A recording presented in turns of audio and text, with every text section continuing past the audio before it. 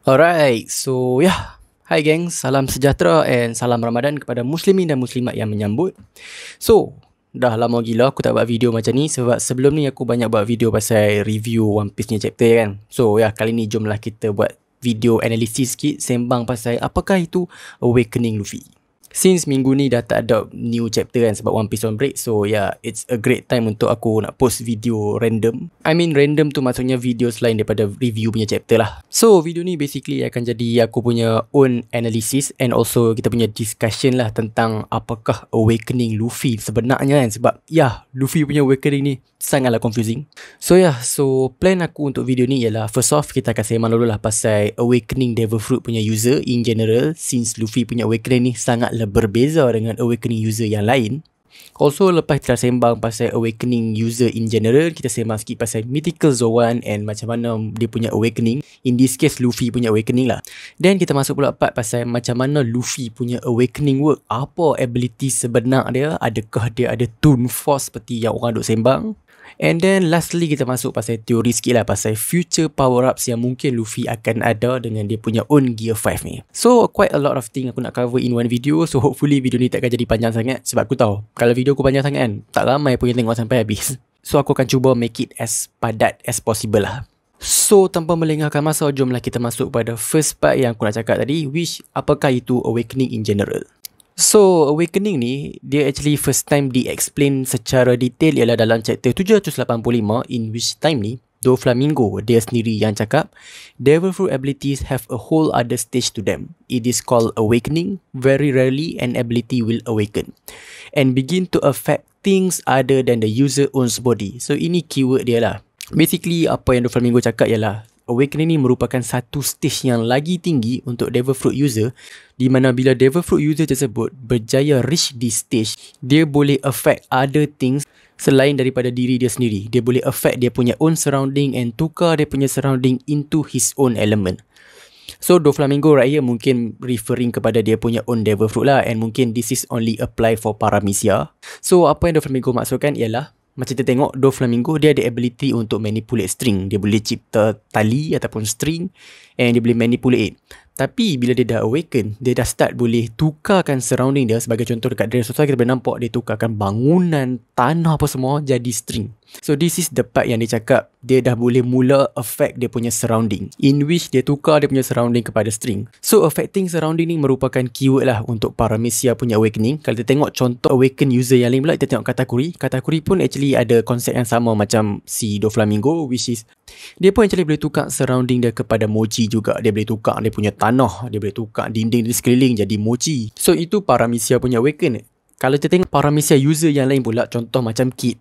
Kid ni a bit different sikit dengan Katakuri dengan Doflamingo sebab unlike Katakuri dengan Doflamingo, Kid ni actually dia boleh affect dia punya enemy juga tau. Dia boleh affect a living thing. Sebab apa? Sebab bila Kid dia dah awaken, dia boleh assign dia punya enemy with a magnetic field. And disebabkan itu, enemy dia boleh jadi satu magnet yang gergasi. Sebagai contoh dalam pertarungan Law and Kid versus Big Mom, Kid actually boleh tukar Big Mom jadi giant magnet by assigning magnetic field dekat si Big Mom, and disebabkan itu banyaklah besi-besi semua melekat. Also dia juga boleh specifically assign magnetic field dekat two different objects. Sebagai contoh kita pernah nampak Kid boleh assign south punya pole dekat si Big Mom and dia boleh assign north punya pole dekat bangunan mana atas, and disebabkan itu dua-dua akan attract with one another as if macam magnet melekat dengan one another. So itu Kid punya Awakening lah, but it is still the same concept, which is Kid pun dia boleh affect dia punya surrounding. Sebab apa? Dia boleh assign dia punya magnetic field dekat Big Mom and juga bangunan-bangunan lain kalau dia nak.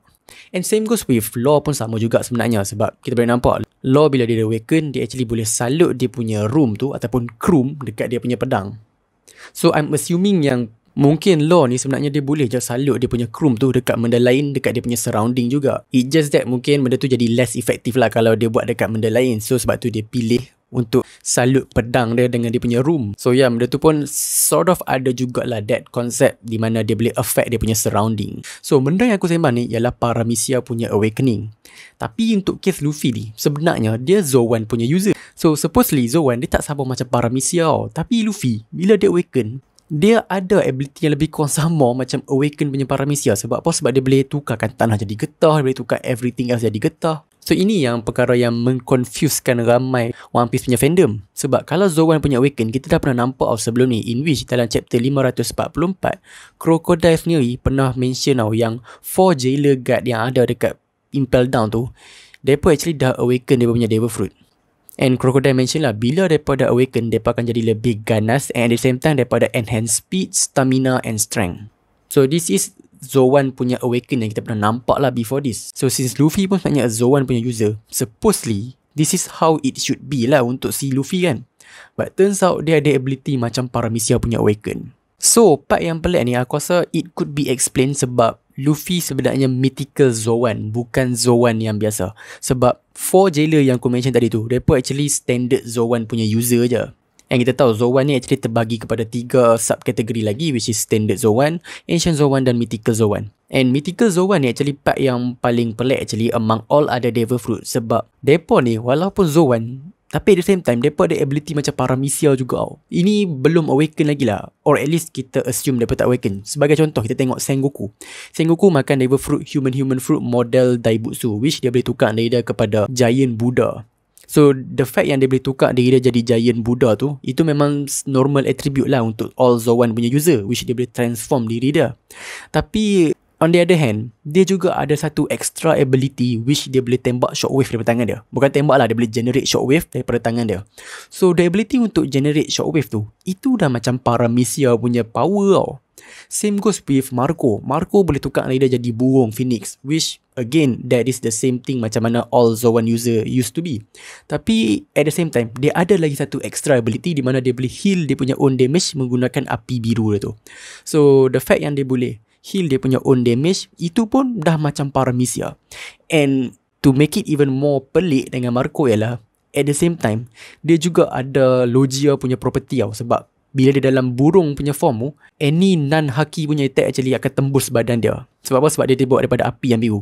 So ya, Marco lagi pelik lah sebab dia Zoan, tapi dia ada extra ability yang menyerupai Paramecia, and also dia ada juga extra ability yang menyerupai Logia. So mungkin untuk Zoan punya user, mythical Zoan, bila mereka Awaken, mungkin at this point baru mereka boleh guna mereka punya own extra ability, which extra ability mereka tu selalunya menyerupai Paramecia punya user lah. So in case of Luffy, mungkin sebab dia mythical Zoan, and dia punya mythical Zoan punya fruit ni, bila dia Awaken, dia dapat satu extra ability yang menyerupai Awaken Paramecia punya ability, which dia boleh tukarkan surrounding dia kepada getah. So I guess this is one way mungkin Oda boleh explain lah. Cumanya walaupun Luffy ada ability yang lebih kurang sama dengan Awaken Paramecia, tapi it's actually quite different tau. Sebab apa aku cakap quite different? Okay, so sekarang kita dah masuk part tentang Luffy punya Awakening ability. So first off, dalam chapter 1044 kita boleh nampak Luffy actually dia boleh tukarkan tanah kepada getah. Kan adalah satu moment tu yang si Kaido nak tembak Boro Breath, and dia tarik tanah yang dia buat pada getah tu and lantunkan balik Boro Breath tu.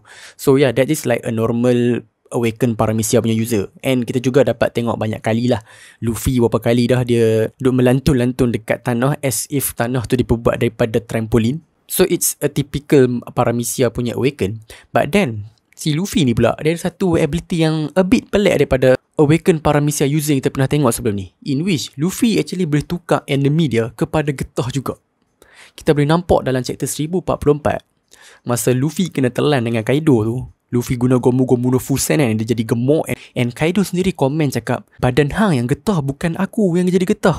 So Kaido pun pelik lah sebab badan dia supposedly tak boleh jadi kembung macam tu lah. So this could prove lah yang Luffy sebenarnya tukarkan Kaido jadi getah juga. And dalam chapter 1046 kita boleh nampak lah time Luffy duk tumbuk si Kaido tu, kita boleh nampak belakang dia tu macam ada kesan kembung-kembung tau, which again could implies yang sebenarnya Luffy pun berjaya tukar Kaido jadi getah. Also that moment bila Luffy actually gunakan tangan dia and keluar daripada mata Kaido tu kan, and also another part di mana dia boleh tumbuk muka Kaido and muka Kaido tembus, aku rasa itu pun kesan daripada ability Luffy untuk tukarkan badan Kaido jadi getah. Kita kena ingat getah ni actually dia exist in different punya state. Dia boleh exist dalam bentuk solid, which macam mana Luffy used to be, and dia also boleh wujud di dalam bentuk liquid ataupun cecair. So mungkin time Luffy tukarkan badan Kaido jadi getah tu, dia actually have more control on that rubber punya state. So daripada solid mungkin boleh tukar kepada liquid state of rubber, and disebabkan itu dia boleh buat lubang dekat muka Kaido. And also aku tak pelik lah nanti if Luffy boleh tukarkan diri dia jadi macam Logia sikit, boleh buat lubang situ sini, sebab they just have more control on dia punya rubber punya state. So yeah, the point is the ability untuk tukar enemy hang kepada hang punya own element ialah something yang not normal Paramecia boleh buat.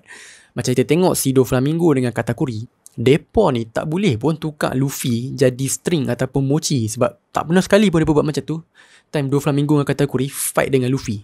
And mungkin hang boleh give the same argument untuk si Kid, sebab Kid boleh assign magnetic field dekat enemy dia. Dia boleh literally tukar Big Mom jadi a giant magnet. Tapi konsep dia actually berbeza, sebab Kid punya case, dia just assign magnetic field tu dekat si Big Mom. Dia bukan tukar Big Mom into a literal magnetic field. Sebab dia lebih kurang sama macam Doflamingo lah. Doflamingo power dia boleh generate string.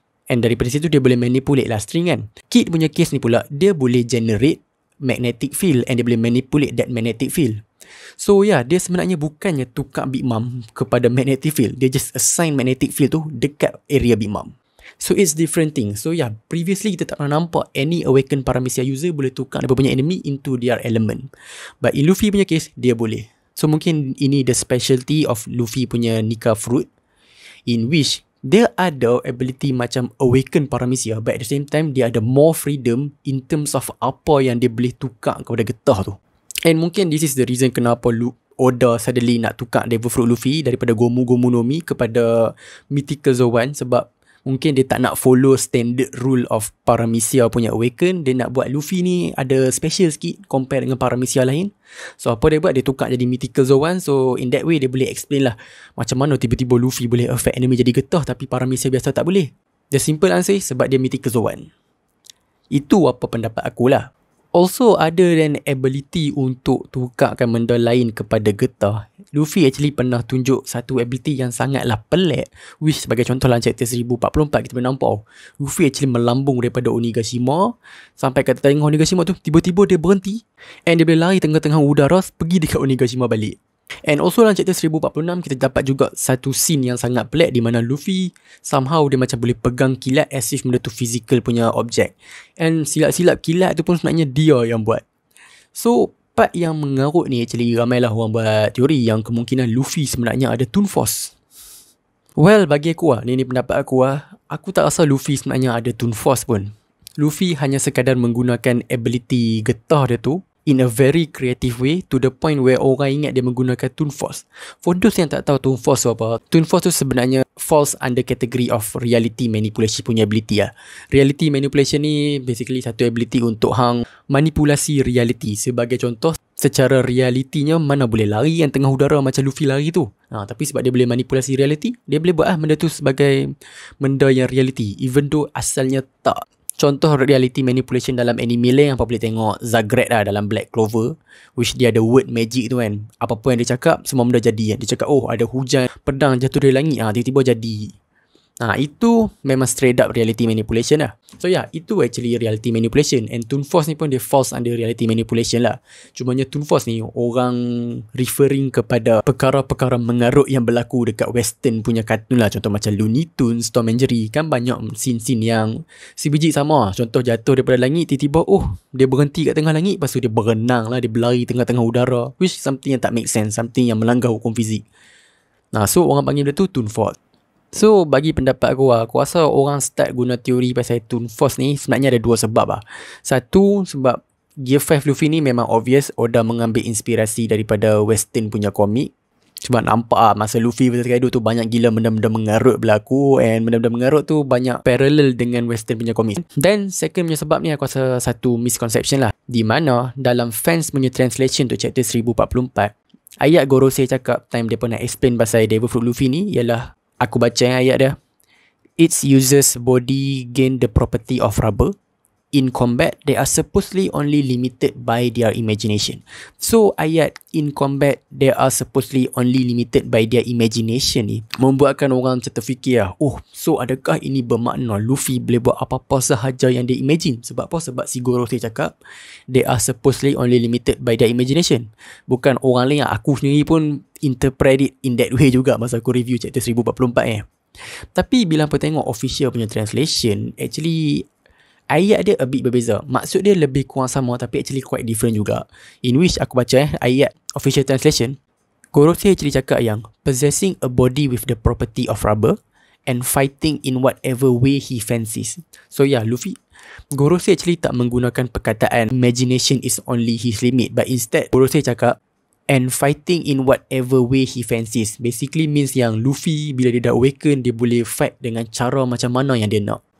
So it's not like Luffy boleh buat apa-apa saja yang dia boleh imagine. It's just that disebabkan bila Luffy dah awaken, dia boleh tukar benda lain jadi getah, and even dia boleh control dia punya rubber property tu even more. Sebabkan itu dia boleh fight dengan apa-apa cara yang dia nak. Sebagai contoh, Luffy dalam chapter 1044, dia boleh tukar giant. And also banyak lah in a few shot di mana tiba-tiba suddenly badan dia jadi sado and dia boleh lempak Kaido. So itu lah apa yang aku rasa Gorosei cuba masukkan, in which dia ada more freedom dekat body dia yang dia getah tu. And even dekat bawah panel tu, kita boleh nampak dalam official translation, Gorosei siap cakap lagi, awakening bring his rubbery body greater physical strength and freedom. So keyword right here ialah Gorosei still mention ya, his rubbery body greater physical strength and freedom. So aku tak rasa lah Luffy ada crazy reality manipulation to the point dia boleh buat apa-apa sahaja yang dia imagine. Aku rasa everything still relate dengan getah. So if it is still related dengan getah kan, macam mana Luffy suddenly tiba-tiba dekat tengah-tengah udara boleh lari patah balik pergi dekat Onigashima kan?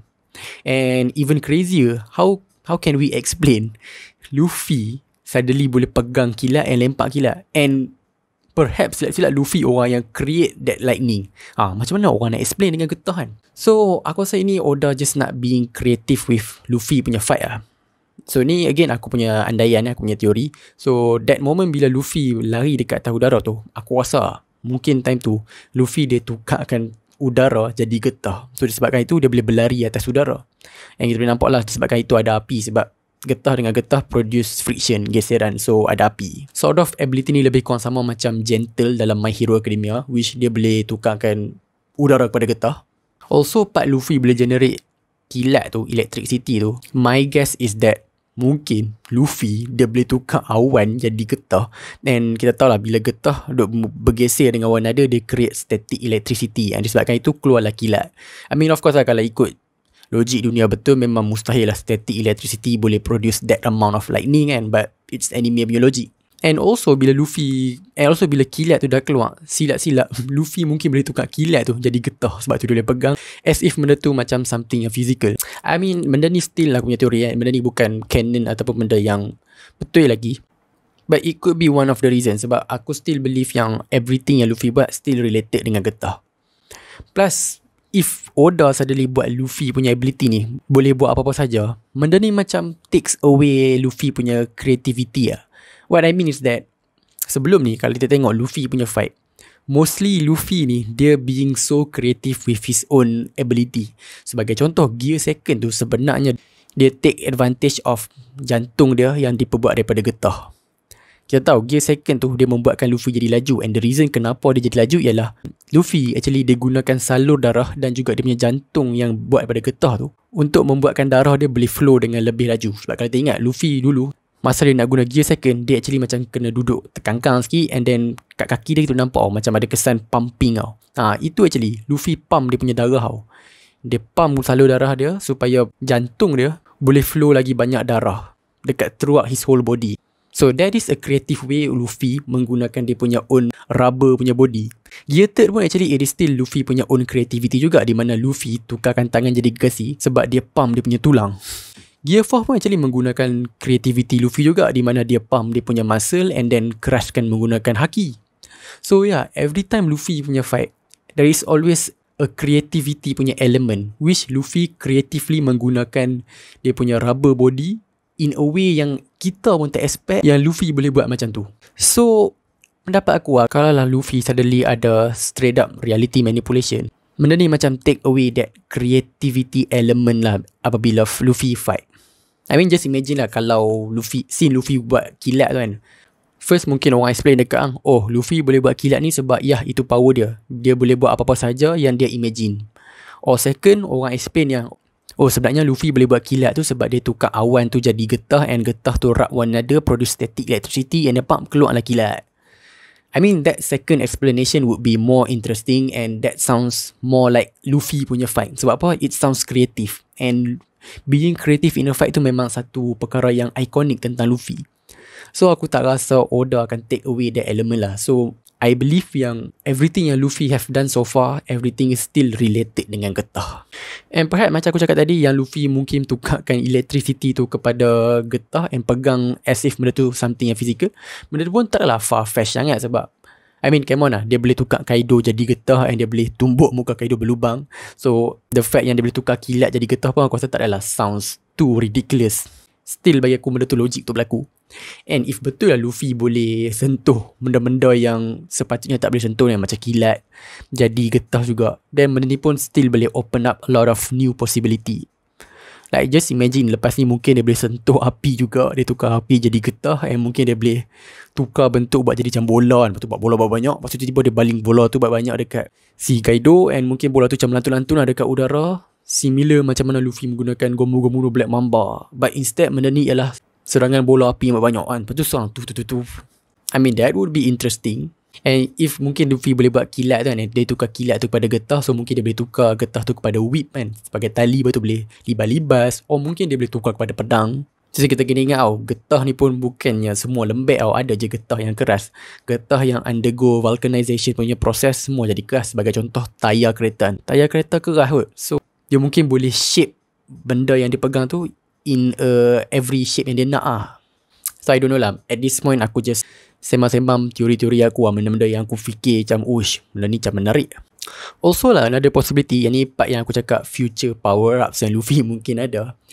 Since Luffy sekarang ni dia boleh affect everything into rubber, what if dia ada ability yang lebih kurang sama macam Uro dalam Jujutsu Kaisen punya manga.